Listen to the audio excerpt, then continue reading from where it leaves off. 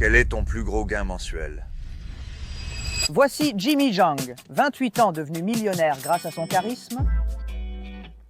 Il a ensuite lancé The Last Remaining Content House et une émission de rencontres en réalité si populaire que Netflix pourrait la diffuser un jour. Nous allons donc explorer tout cela à travers notre propre défi de charisme et révéler un cadeau unique en son genre que nous avons créé pour Jimmy.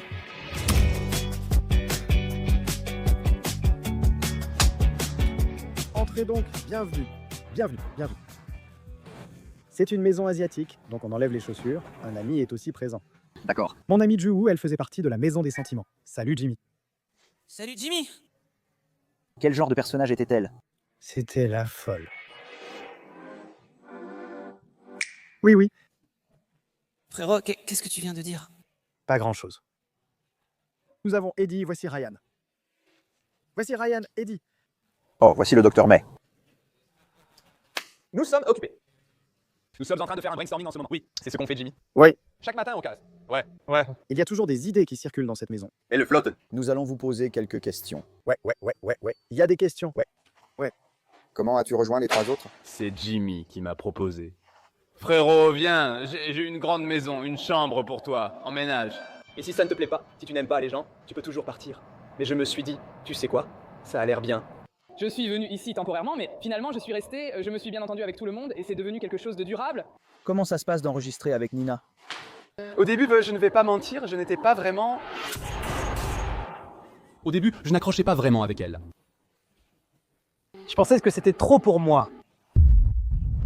Mais avec le temps, on s'est rapprochés et maintenant, c'est l'une de mes amies les plus proches. On dit qu'il se passe quelque chose entre vous. Des vidéos circulent en ligne.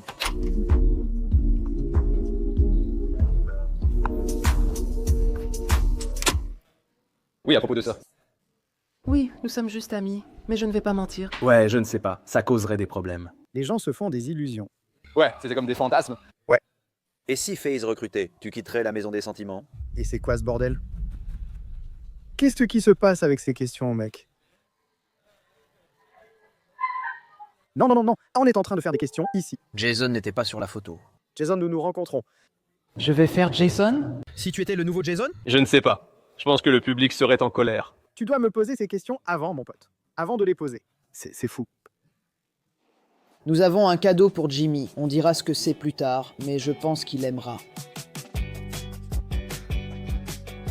Ouais, Jimmy, ouais. Roy Jimmy. Ravi de te rencontrer, mec. Allez, donc tu es le... Célèbre homme derrière. La maison des sentiments, ouais. On a monté une vidéo et j'ai dit « Oh, ouais ». Il n'avait presque pas besoin de remarques. Si quelqu'un te payait 2 fois ce que Jimmy t'a donné, tu partirais? Hein, tu n'essaies pas de me piquer, mon gars. Tu as une opportunité? Nous avons un contrat. Attends une seconde. Qu'est-ce que tu fais? Hé, qu'est-ce que tu fais? Est-ce qu'on peut voir un teaser? Si tu en avais l'occasion, est-ce que tu coucherais avec David? Non. Pourquoi? Qui voulais-tu en entrant pour la première fois dans la maison? Ju-Woo. Qu'est-ce qui t'a fait changer d'avis? Parce que moi aussi je te voulais.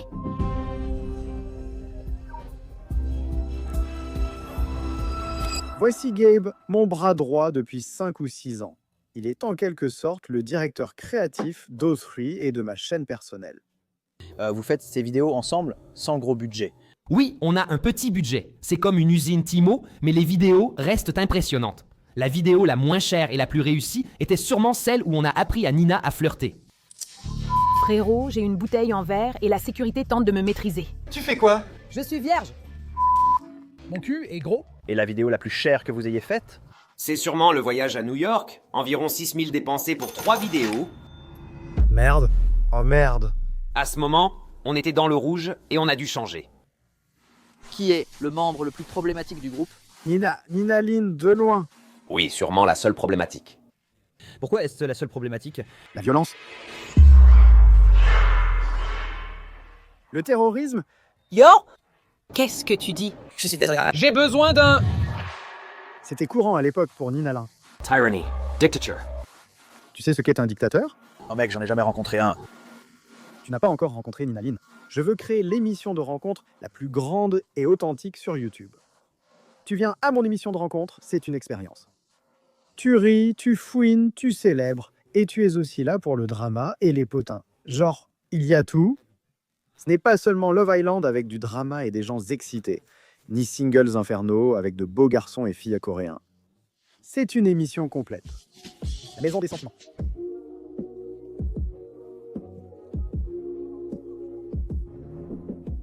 À ton avis, quelle sera ma plus grande faiblesse en abordant le défi? Tu vas paraître trop professionnel. Tu crois? Oui, ce sera trop formel. On ne passe pas d'entretien là-bas, Ryan. Détends-toi.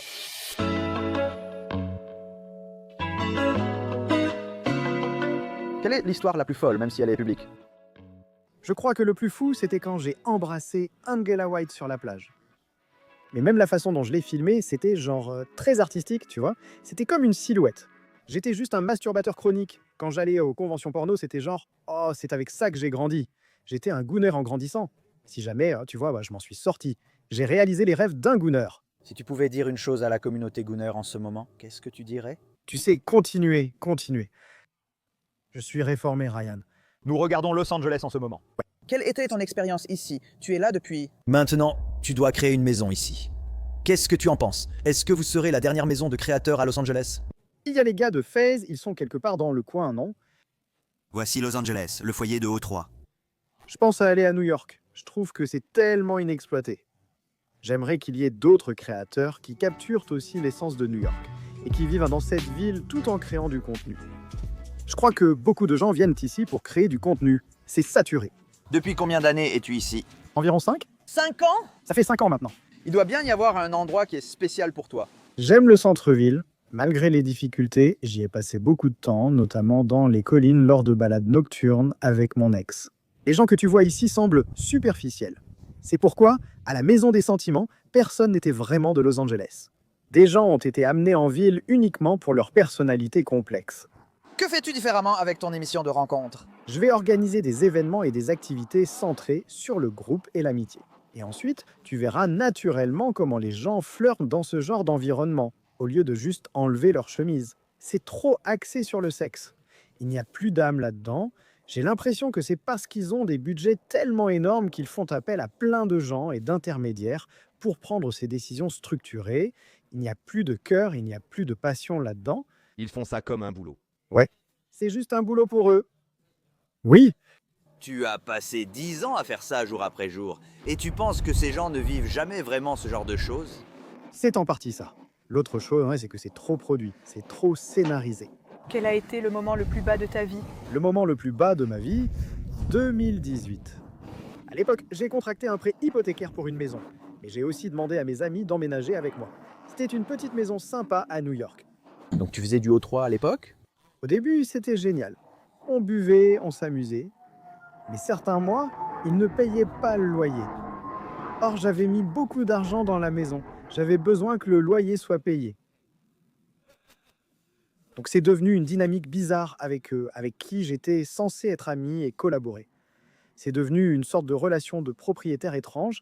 Ils pensaient aussi que je louais cette maison avec eux. Quelle a été leur réaction? Oh, ils pensaient que j'étais en train de les arnaquer. Est-ce que c'était ton intention? Est-ce ce que tu voulais? Les arnaquer? Non, j'avais juste besoin de faire mes paiements mensuels. Tout m'a explosé au visage. Ils m'ont fait asseoir. On va déménager, on ne sait pas si tu fais un bénéfice. C'est étrange. On va déménager, c'était très soudain, je me suis réveillé un matin. Seul dans une maison, je dois maintenant payer l'hypothèque chaque mois. Donc Putain. J'ai 22 ans, je ne sais pas comment faire tout ça. J'étais dévasté. Je pense que j'ai aussi dû passer par là pour apprendre l'importance de la transparence. À l'époque, moi, je n'étais pas honnête. Je me demandais, pourquoi êtes-vous comme ça? Il posant trop de questions. Ouais, ça pourquoi? Ouais, enfin c'est comme, combien je paie pour l'hypothèque? Combien m'a coûté mon apport? Combien? Ça ne te regarde absolument pas. Travailler avec tes meilleurs amis, c'est comment? Je le recommande vivement aux personnes rationnelles et qui sont de bonnes personnes.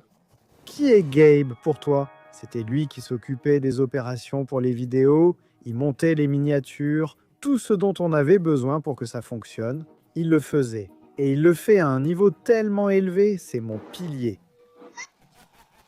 C'est tellement gay. Oh merde, c'est vraiment gay. Ça n'aurait pas marché si Nina Edward n'avait pas aussi cru en la même vision. C'est un effort collectif, tu vois, ce n'est pas juste le groupe Jimmy Zane. On a créé le nom ensemble. Je n'arrêtais pas de penser à quel point ça allait être difficile de lancer un groupe, surtout en voyant combien d'argent quittait le compte, jusqu'à ce que je comprenne pourquoi on dépensait comme si on avait des millions à la banque. Pourquoi on a fait ça? J'étais furieux, je me demandais comment on en était arrivé là. Assez drôle, hop, on avait en fait le casting, tu vois, il nous manquait juste la bonne équipe en coulisses. Et tout ça me rangeait comme l'année dernière où je sortais à des rendez-vous et je voyageais.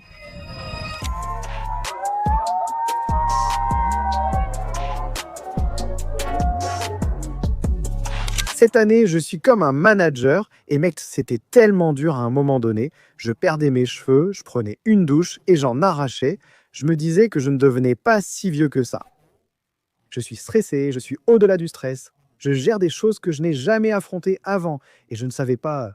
Je veux dire, je lisais des livres. Mec, c'est la période où j'ai le plus lu de toute ma vie parce que je ne savais pas comment m'en sortir. Je n'avais personne à qui... Enfin, il y avait quelques-uns d'entre vous, je me suis tourné vers toi d'ailleurs pas mal de fois, et je t'apprécie vraiment de m'avoir aidé avec les finances. À quel point ça a été grave. Au bout de 2 mois, moi j'avais 86 000 $ de dette. Le loyer de la maison était de 11 000 et j'étais le seul à le payer parce qu'au début, il n'y avait pas de groupe. Personne n'était là sauf Nina, qui vivait à New York et venait parfois à Los Angeles. Pour créer une maison de créateur, il faut donc une maison. J'étais le seul à avoir les ressources pour avancer l'argent. Et combien d'argent as-tu mis sur la table? Environ 150 000 $. Mais attention, ce n'est pas comme si j'étais plein aux as non plus. C'est beaucoup d'argent. Quel est ton plus gros gain mensuel? Environ 80 000 $. Ce mois-là, j'avais AdSense, une plateforme d'abonnement et des partenariats avec des marques. J'avais du merchandising et Facebook lançait un programme. Avec 5 ou 6 sources de revenus, j'étais ravi et je suis allé acheter une voiture.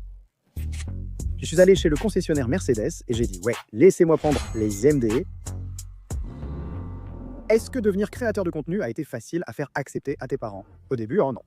Ils voulaient que je devienne ingénieur, mais Dieu merci, j'ai trouvé ça parce que je n'étais bon à rien en grandissant.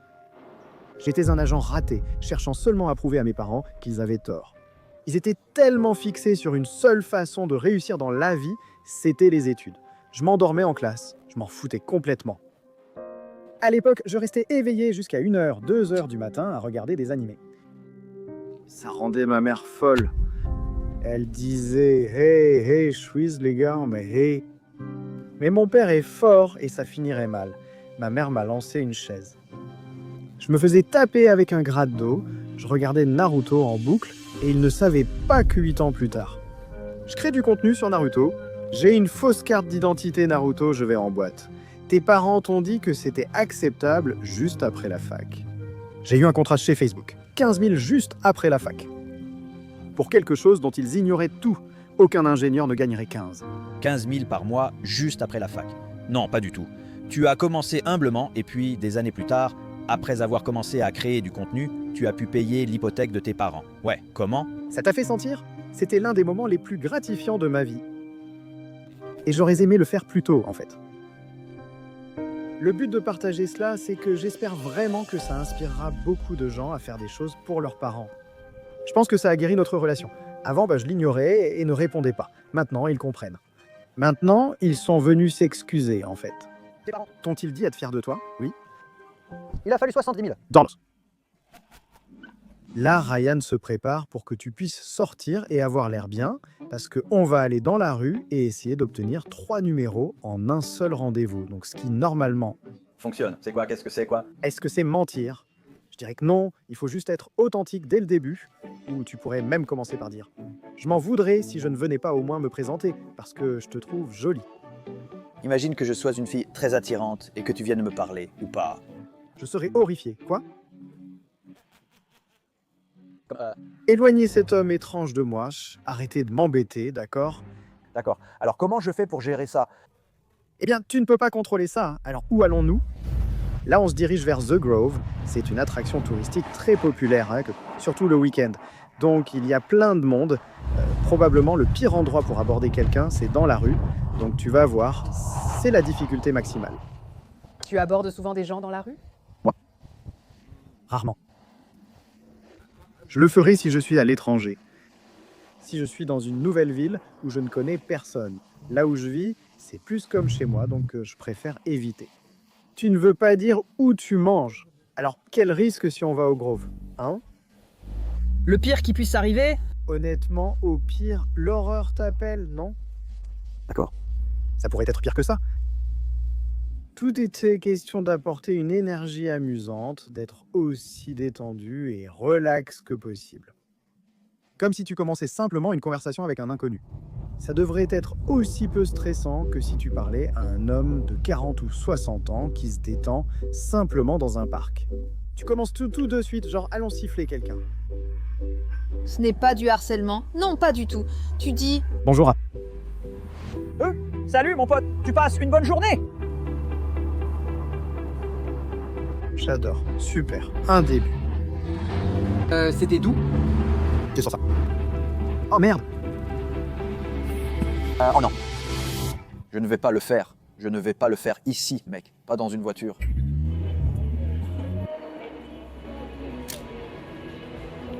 J'aurais pu m'asseoir et dire « Vous m'attendiez ?» Ouais. Vas-y, dis-le. Ouais. Vas-y, dis-le.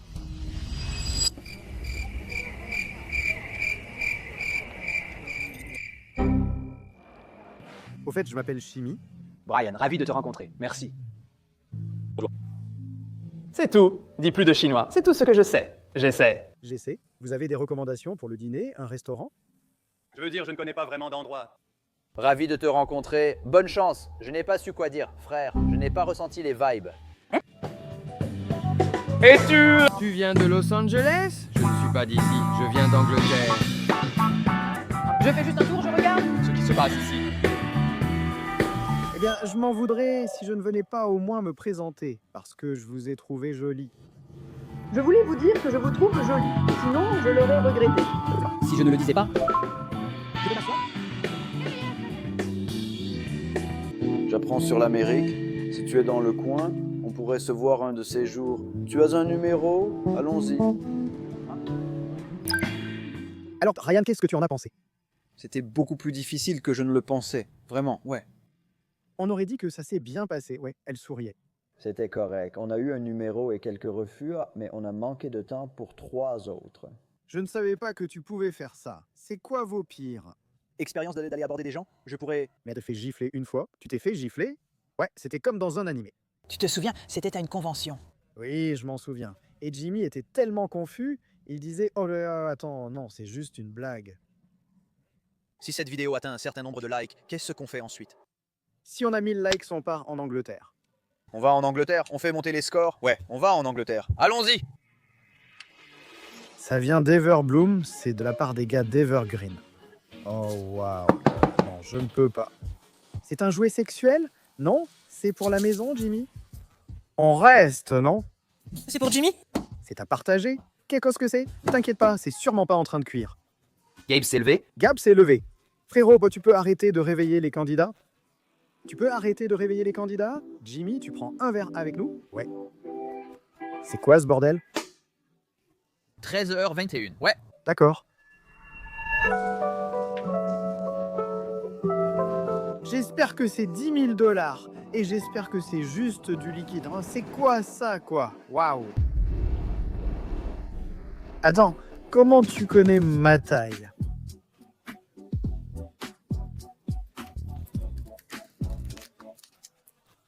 Oh, ils m'ont demandé. Ouais, je vais peut-être devoir les porter. Ouais, attends. J'ai mangé tes gages? Ouais, attends.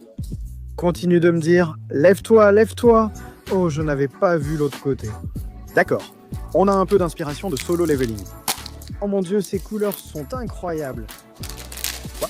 Je me demande quelle est la valeur de revente de celle-ci. Donc... C'était 10K? Ouais. Oh. 10 pour chacun d'eux. Oh, waouh. Eh bien, mets-les. Mets-les. Oh ouais. Oh ouais. Ouais, c'est pour ça. Tu fais tes lacets comme ça? Comme quoi, comme un gamin?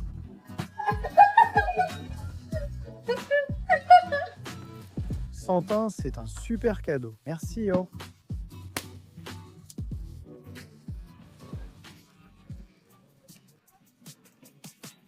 Tu choisis cette offre?